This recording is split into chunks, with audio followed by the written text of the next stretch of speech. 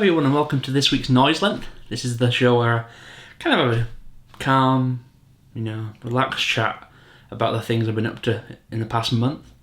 And this month has been dominated very much by the Nintendo 64. It was the anniversary of the N64's launch in America only a few weeks ago. And we've got a little bit longer to wait until the UK anniversary. That was in March of 97 that came out. But soon we'll be celebrating 25 years of that, which is exciting. But I thought with that, along with Nintendo announcing that N64 games are going onto the Switch Online service as a paid extra, so there was a lot of N64 buzz in the air, or on social media world, the world of social media, over the past month really. So that's definitely rubbed off on me, and what I've been mainly playing is N64 games. Ta-da! So I'll start off with Banjo Kazooie. I've played it a long time ago now. I think the last time I replayed this would have been like 2011, 2012. So almost 10 years ago. So yeah, that's the last time I completed it fully. And I love Banjo Kazooie. For me, it's a better game than Super Mario 64 now. I know for some people that's like sacrilege, but I didn't play Super Mario 64 when it first came out. I played the PlayStation before I played the N64, so for me, games like Spyro the Dragon and Crash Bandicoot and things like that were my whoa, look at this kind of stuff, especially more Spyro. And I didn't actually come to play Super Mario 64 until I think 2016, which is actually kind of crazy when you think about it. I went so long in my life not playing such a kind of pivotal part of the N64. So it's strange to think about it, but Banjo Kazooie I did play at friends' houses back in the day. So I do have more nostalgia for Banjo as well. So that you always got to wear that in mind, that is it nostalgia talking or not? It's hard to say. But for me, the world's always seemed a bit more detailed than in Mario 64. Now, Banjo Kazooie was definitely kind of stepping on the shoulders of Super Mario 64. And would we have had a game as good as Banjo Kazooie if Mario hadn't done it first? You may never know. But for levels like the Freeze Easy Peak, for me, had a lot more going on in it than in the similar snow level in Mario 64. But it's personal preference again. I'm not going to come in here and say which game you should be playing, because at the end of the day, enjoy what you want. I don't care. As long as you're enjoying games, that's the most important thing about it. So I've been playing through Banjo Kazooie again, and it holds up okay. I don't like the fact that if you die, you lose everything and have to restart the level again. That was something that was fixed in the Xbox Live port of the game, and that probably would be the best way to play it now rather than the original N64 version. But if you can get over that, there's a lot to love in the game, a lot of charm, a lot of humour. It's still just as goofy and as fun as it always was. The music's great. I don't need to preach how good that is for anybody who's played the game. So it was nice starting this kind of unintentional month of N64 games off with such a classic. And that leads me on to Mario Kart 64. Again, another classic N64 game. And for me, it's the perfect, if I'm tired after work and just want to play a few hours of something that I know like the back of my hand. Mario Kart's one of them. Is it the best racing game? No. Is it the best in the Mario Kart series? Definitely not. But for me, there's that nostalgia there, and also I've just played it so many times now that it's great to now and again boot up into that game, have a few laps, and call it a night. And also, there's a great modding scene at the moment on Mario Kart 64 too. So if you do love that game, there's actually a lot of new content that's available for it. So yeah, it's been great playing Mario 64 again, and I actually been playing that alongside Diddy Kong Racing. Now, I didn't intend this kind of ramble to be Rare versus Nintendo debate, but as with Super Mario 64 versus Banjo Kazooie, there are definitely people who would stand on either side of the argument. And for me, Mario Kart 64 holds more nostalgia. It was the game that I played countless hours of at friends and cousins' houses and stuff like that over the years. And for me, Mario Kart as a series has been much more influential in my life than Diddy Kong Racing was. But there's definitely some stuff worthwhile playing in Diddy Kong Racing. The racetracks are all great. The actual variety of different vehicles is something that Mario Kart just doesn't have that until the Wii version, where it introduced like motorbikes. Whereas in Diddy Kong Racing, you could play in a plane, in a hovercraft, or in a cart, and it actually does lend a bit more variety to the gameplay. And also you have the adventure mode, which is kind of a loose story mode for the game, which gives you incentives to collect everything in the game to get to the final boss and beat the game. Whereas Mario Kart 64 is very much simply, here's your tracks, race on them, have fun. So actually, as a multiplayer game, I would recommend Mario Kart 64 over Diddy Kong Racing. It, for me, so many happy memories of it, and it still holds up, and all the games in the series pretty much follow on from each other. So if you want, if you don't like N64 as much, I recommend the GameCube one, or even, the best one for me is actually the Switch one. So, there might be some, to people who are more retro orientated online, that might be a bit, that's kind of modern, but, it's no matter which one you play, the concepts are all there. If you're a Super Nintendo fan, play the Super Nintendo one. The only difference is it's not true 3D, but actually, considering the technology they had, it's still a lot of fun, and it sets up the mainstays of the series straight away. So, but if you actually want a single player game, I'm going to recommend Diddy Kong Racing, because that adventure mode gives it a little bit more than just racing around tracks.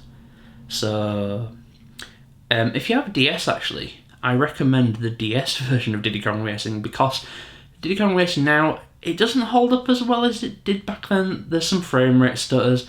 It's not the smoothest of games. And for me personally, I don't mind. I'm so used to that kind of thing, I don't think twice about it now. But if that's something that actually does bother you, the DS version is actually a very good remake. It's a shame it's not on something like a more powerful console. And fingers crossed Diddy Kong Racing comes on Nintendo Switch Online with a few tweaks to that kind of stuff. That'd be fantastic. But anyway, I'm digressing. The DS version is actually a very solid remake of the game. It plays a lot smoother, so even though visually it's a DS game, it's not going to be as spectacular as a console game, actually it's a very solid version of the game, and actually plays a lot better than the console version. So if you've got access to it, recommend that. But either way, yeah, Diddy Kong Racing, Mario Kart, you can't go wrong with either of those games. They're just absolute classics in my opinion. So Nintendo announced that N64 games are coming to the Switch Online service. Now, for anybody who doesn't know what that is, you pay £10 a year in the UK, and you get access to online play for games such as, like, for me, it's Animal Crossing and Mario Kart. They're the two games I play exclusively online. And then they also offer a small library of NES and SNES games available to play as part of that service for no extra cost. Now, those games have additional features to them, like online play. I played quite a lot of Panel Upon online with friends, because I've got a small addiction to puzzle games like that, and it's a lot of fun. And actually, I'm not an expert gamer in terms of timing. My brain has like natural lag, so I don't know about the lag and input and stuff like that in those online versions. But for me, I don't notice them. And finally, they've announced that N64 games are coming to the service, along with Sega Mega Drive. Now, the caveat is there is an additional fee on top of that, and as I'm recording this, we don't know what that's going to be. So everything I kind of say from this point is more my wishes for the service and what I'm looking forward to, but it's not kind of taking into account the price of it, because I don't know how much more it's going to be, and hopefully it's not a huge extra cost. But the concept of being able to play N64 games online is fantastic. In the initial lineup, for example, there's Mario Kart. Now, I play a lot of Mario Kart by myself, again, with the world being what it is, and also when you get older, it's harder to get friends around.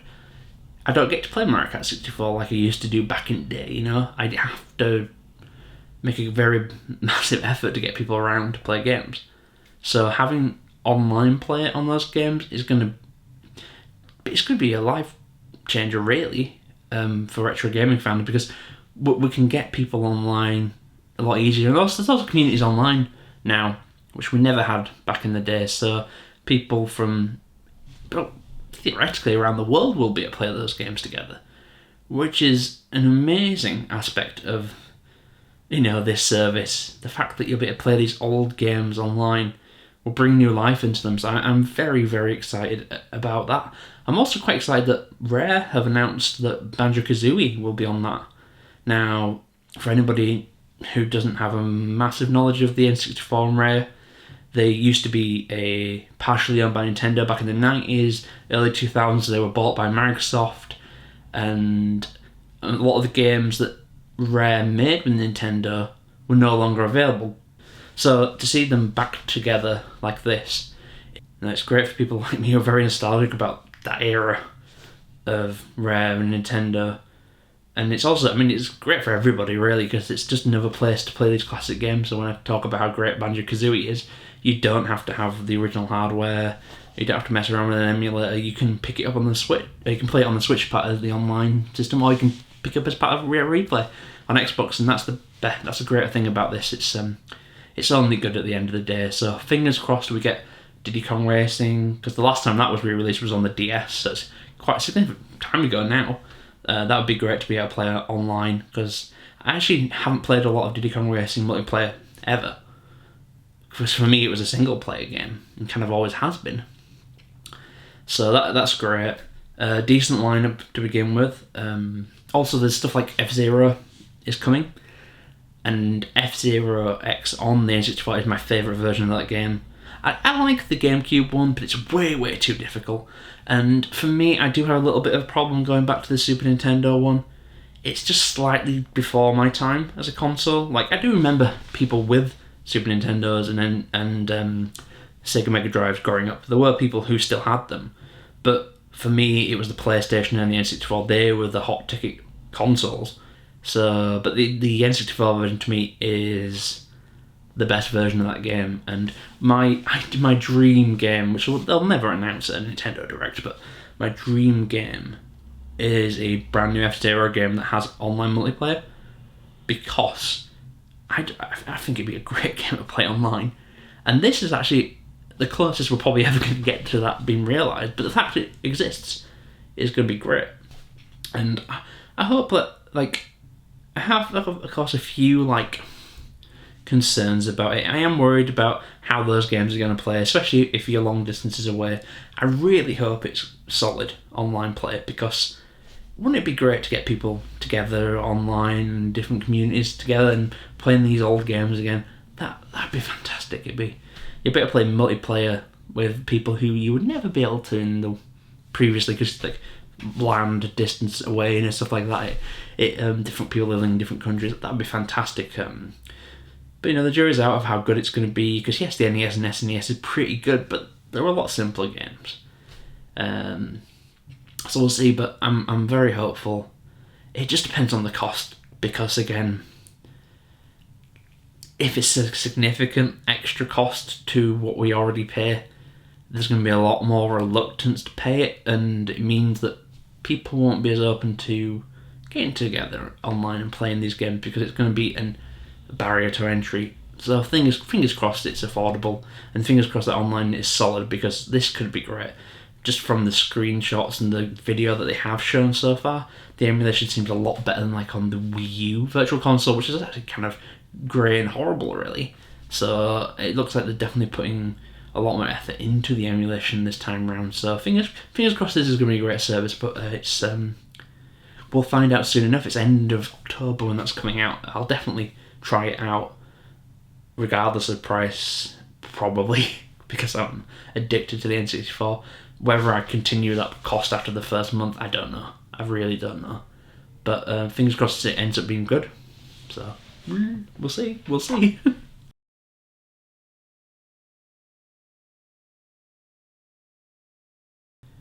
Yeah, I didn't intend this month to be just talking about N64 games, but it's just the way it works out sometimes. You get fascinated and fixated on one console, so N64 has been mine this month. And before I finish up, I just want to talk about two more racing games for the console, and that is Beetle Adventure Racing and Crusin USA. I've been playing a lot of both of them. In fact, I've completed both of them. I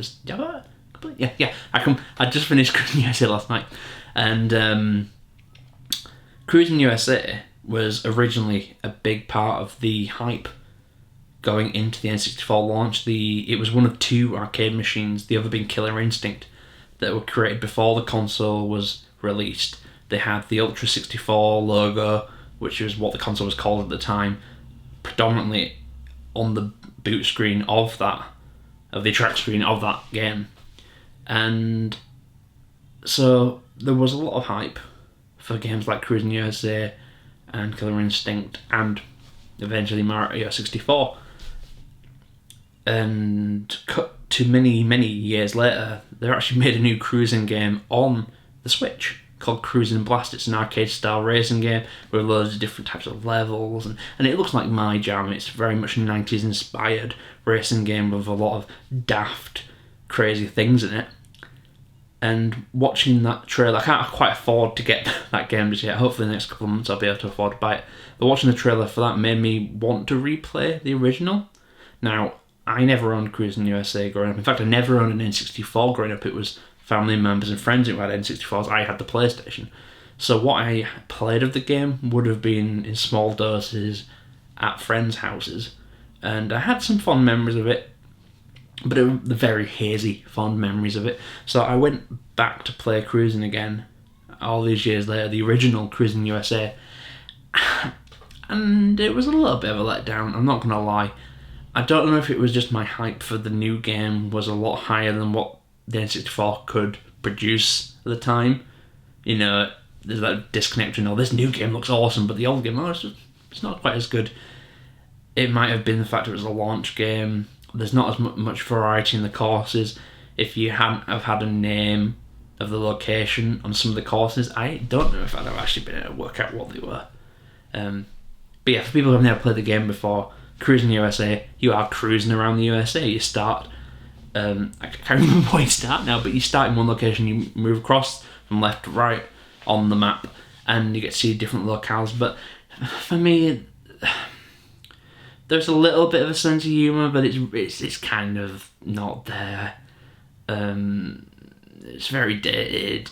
The level design is a little generic, and I think especially after playing like Diddy Kong Racing and Mario Kart 64, two games that have such unique kind of feelings to them, it was very disappointing. And yes, it's a more realistic racer, but as I'm about to talk about, Beetle Adventure Racing is a more realistic racer, but it has a lot more charm and a lot more character to it. Whereas Crusin USA kind of feels like a proof of concept. It kind of feels like this is what we could do. Now, I've never played past Crusin USA. I know there are other titles in the series, so I don't know if the kind of more mad, fun, goofy stuff of the new game is introduced in later games. But for me, unfortunately, Crusin just doesn't hold up. It's kind of sad to play a game that you played back in the day and you play it now, it's like, oh, this doesn't quite hold up, but it doesn't. It's cheap, so if you want to pick up a copy, it's alright. It's not going to be a waste of time, but I don't know if I'll necessarily go back to it. Now, Beetle Adventure Racing, on the other hand, is a game I'll definitely go back to. Beetle Adventure Racing is based upon movies and stunts, and there's different locations you can go in, and you can just race around the main track, but there also is a lot of secret things hidden in the tracks. So like, for example, you might go around a corner and you'll see a crashed UFO, and you wouldn't necessarily go that route, but the game rewards exploring those levels. It still plays really well, so unlike Crusin, it's a lot tighter. It still feels very fun. Now, it's made by it's released by EA and made by the same studio who'd made Need for Speed games before this. Now, the N64 didn't have its own unique Need for Speed game, but it did have this. The locations themselves are very fun and very, yes, they're more realistic than like a Mario Kart or Diddy Kong Racing, but they're still very unique. And they also have, like, for example, when you're racing through the jungle and you see a dinosaur and it's like Jurassic Park, and you're like, oh, that's great. You know, it's these little set pieces that they add around the tracks that give it a bit more interest. And like when you're going through a volcano and there's the lava next to you, and if you crash into it, you burn in flames and stuff like that. It's everything that Crusin USA didn't have is in this game. It's fun, it's exciting. The actual gameplay itself is still really tight. There's frame dips here and there, which, you know, I've come to expect from an N64 racer. Like, when people who play the N64 in 2021 aren't playing it because it's the best gameplay experience, you know, you have to have fondness for that console. But if you play it on an emulator, actually, the frame rate's uncapped, so if you've got a decent machine, it actually does take advantage of that. So you can get a much smoother gameplay experience. But for people playing on the original hardware, you know, you can forgive it for that because of how unique the game is. And I've not even mentioned the fact that you're racing like VW Beetles. You know, it's like, what? But actually, you know, might be a strange choice of car, but I think it kind of adds to the feeling of the game. The game's like, yes, it's a realistic racer, but it has a kind of sense of fun. It's again, as I say, it's inspired by the movies. It's got that sense of adventure that's in the title. And the cars are just like, yeah, that is a strange choice, maybe, but you know what, it works really well. And the game has a great sense of humour as well. Like, for example, one of my favourite cars in the game, once you've unlocked everything in the game, you can get a police car.